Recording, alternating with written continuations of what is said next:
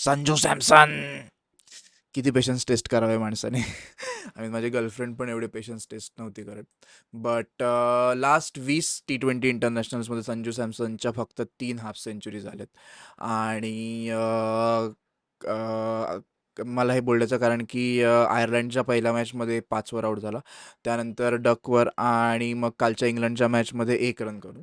So माहीत नाही, inconsistency खूप जास्त वाटते. 20 मॅचेसमध्ये 3च हाफ सेंचुरी म्हणजे बॅड.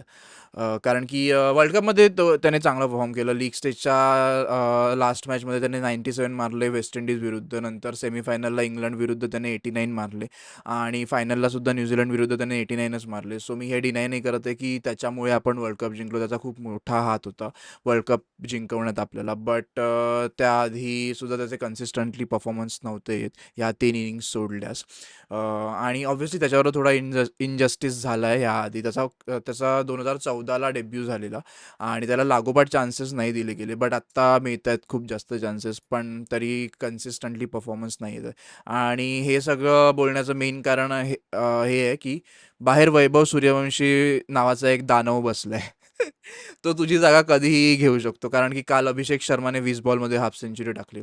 सो जर ते दोघं ओपनिंगला आले तर केऑस होईल, केऑस. आणि मग पुन्हा टीममध्ये येणं खूप जास्त कठीण होऊन बसेल संजू सॅमसनसाठी. So I guess it's high time now की लागोपाठ चांगले परफॉर्मन्सेस आले पाहिजेत.